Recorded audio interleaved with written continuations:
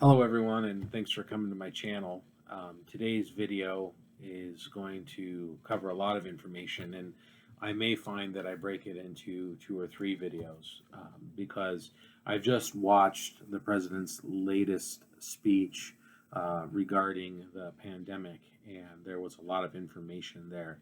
And frankly, I have a lot of questions, and I'm sure that you have a lot of questions um, because I have, in my lifetime, never seen a president use power so absolutely.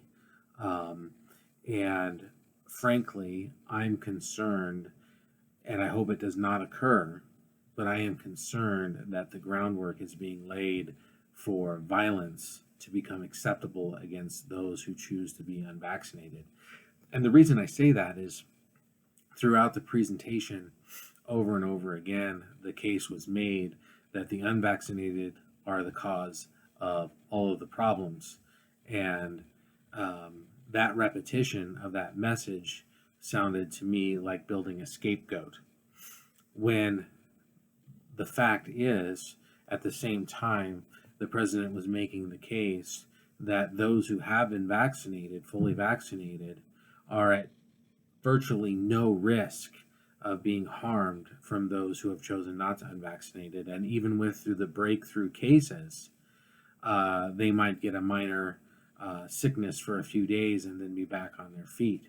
Um, but the tone that was used regarding those who have chosen not to be vaccinated was very much one of blame and scapegoating. And so I hope that it is not the case. I hope that American citizens are better than that. But I unfortunately think that violence is coming to those who are unvaccinated. The logic does not hold because if there's virtually no statistical risk for the vaccinated to fear the unvaccinated, why then would, if you are vaccinated and it works well, why would you fear someone that is unvaccinated? So the only other conclusion I can draw is that the unvaccinated make an easy scapegoat, and they are an easy thing to point to blame problems on. Um, the other thing that was not addressed was natural immunity. What is the effect of having COVID already, surviving it, and coming out the other side? Why would we vaccinate someone who already has natural immunity? How much have we studied that? What does that look like? And I know that there have been some studies, and many of them suggest that natural immunity is superior to the vaccination immunity. And the other thing is, I have to question the amount of money being made over and over and over again during the entire presentation. The president kept saying that the vaccinations were free, and that they were FDA approved, and that there was no reason not to get them, and it wasn't a freedom issue. Well, it looks to me to be a money issue because there's a lot of money to be made off the vaccinations. And now, if you don't get the vaccination, the employer can be fined for you not having a vaccination. And so the video that I made earlier today, prior to the presentation, gave me chills because it almost seemed prophetic. So they're basically saying, look, if you do all of these things that we say, you'll get all of these incentives, these financial contracts, these government contracts. But if you don't, we're going to fine you and we're going to punish you for not doing what we say. And they're also going to move more tax dollars into getting test kits that they also keep saying are free, but they're not free. The truth is, your children and your grandchildren and your great grandchildren are going to be paying off this national debt. They're the ones that are going to take the hit for this because this is not free. And at the same time that there's this huge push for Americans to be vaccinated, our border is open and people are coming through and may or may not have been tested at all. And so there seems to be different rules for American citizens than there are for those that aren't not even American citizens. So that doesn't make sense to me as well. And there's this huge case made that the president said that his job is to keep us all safe. I don't think that's the case at all. I think the president's job is to hold up the Constitution of the United States. That's what he swore an oath to do. His job is not to keep me safe 24/7.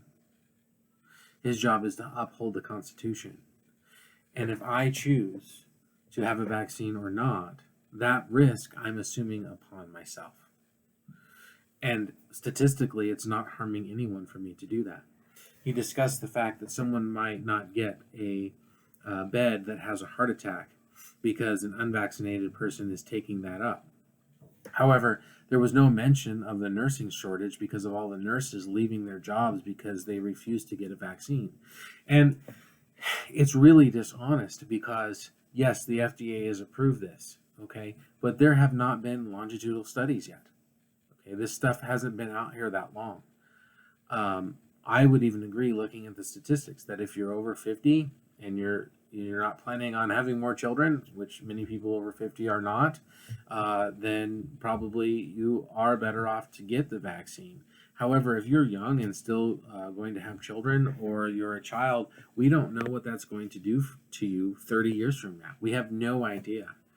Okay? If we take a look at the anthrax vaccine that was given to the military, there have been long-term effects to the cartilage of people that were given that vaccine.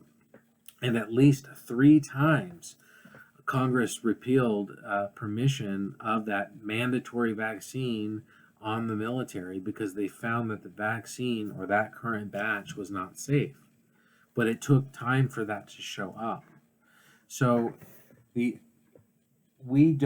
cannot look at a 12 or 15-year-old child and say, take this, it's good for you, and then tell them with absolute certainty that when they're 40, they're not going to have some sort of long-term implication, maybe sterility or some sort of cancer we're unaware of. We don't know. Now, again, I'm not saying don't take it. I'm just saying that should be an individual choice. The other thing is, if you're going to mandate, which I think is unconstitutional, if you're going to mandate this vaccine and make me take it, if I get sick from it, are you going to pay the bills? Are you going to take care of me if I get sick from taking that vaccine? Because I think the employer or the government should have to pick up the tab if you're going to force me to have this vaccine and I get sick. I think that's fair. But many of the warnings and the waivers regarding this vaccine to date have said basically that they're exempt from any repercussions if the vaccine does hurt you. That doesn't seem correct either. Okay. Some other things that I think is interesting is he talked about the fact that the governor of Florida and Texas were being bullies because they are trying to implement policies with regard to liberty, in that they do not want mandated vaccines or masking in their states, and that would be left up to the individual's choice. And Biden accused them of being bullies because they were going to have consequences for anyone who did not follow that state directive. At the same time, he's coming and telling federal workers that if they don't get the vaccine, that they can lose their jobs. So that seems to me a little bit like pot and kettle calling each other black, right? Because over and over again, he cited the fact that he had the federal authority to do this. Well, as far as the Constitution is concerned, it looks like the governors of those 2 states have the authority to not have mandates in their states. And yes, people are fleeing the oppressive states and going to the free ones. And I think you're going to see that more and more and more. It just makes sense. The other thing that I think is interesting is, and I talked about this in my previous video, but everyone is getting addicted to federal money. If we look at the original Constitution, and I highly, highly recommend that you read through it, okay, there was a process to amend it, and there's been a lot of really important and essential amendments, okay, but it originally granted 13 expressed powers to the federal government. Okay. And those powers were designed to box in the federal government so that it didn't control everything else. Okay. But now what the way that they're circumventing that is they're getting small businesses. They talked about this directly in the speech. They're getting small businesses addicted to loans so that if they have to lock down again, they have enough cash flow to get through. But they're going to have these loans for the rest of their life. And if at any point a business says, you know what, I really don't want to do these mandates anymore because it's affecting my business, they're going to say, then we're going to call your loan in. Okay. They've done the same thing in education. They've done the same thing with many, many different facets of our society where they don't have the constitutional power to do it. But what they do is they get them addicted to the money. And once they're addicted to the money, they threaten to pull out of the money. Okay.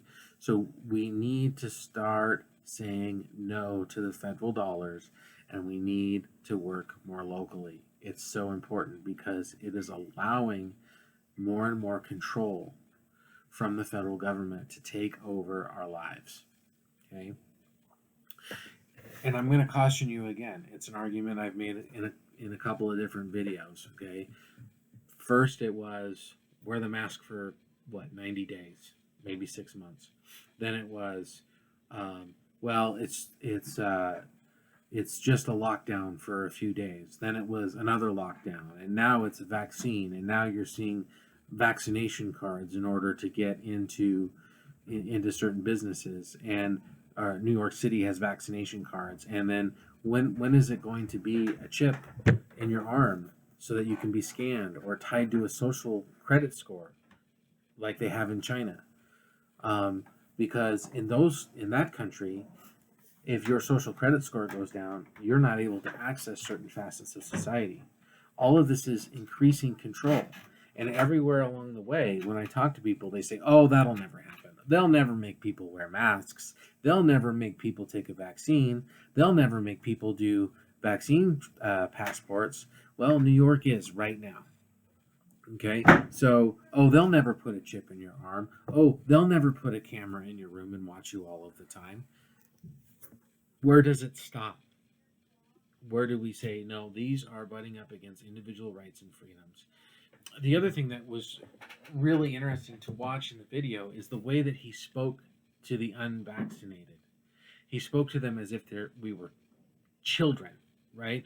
He kept saying, very disappointed in you, and the vaccinated are very angry. I'm going to protect the vaccinated, but I'm going to punish the unvaccinated. When did unvaccinated people not become equal citizens under the Constitution? Because it really sounded like unvaccinated people are no longer equal citizens. They're second-class citizens. We now have a two-class system, the vaccinated and the unvaccinated. So that is really concerning to me. I'm sure there's many more issues that are going to come forward. These are just my initial thoughts. Please feel free to comment. If you disagree, say something. That's completely fine, because I actually still believe in the Constitution. I believe in the marketplace of ideas. I believe in free speech. So you can say those things, right? But if you agree, give me a thumbs up. I really appreciate it. The only way that we're going to stop this encroachment of tyranny, because that's what it is by making some choices. What do we believe? You know, and it may mean that people go find different jobs. You know, he said it very clear. If you want to work for the federal government, get vaccinated. If you don't want to get vaccinated, go find a different job. You know, let's start finding other ways. Let's not be dependent upon them. You know, if your local organizations take a lot of federal grants, quit taking the federal grants, right? Let's find ways to not be dependent on those federal dollars. And it's going to be painful, but it really is the addiction that is eroding our civil liberties. So God bless you all. I appreciate all of your support. Please share this out with other people and start a conversation. Take care. God bless.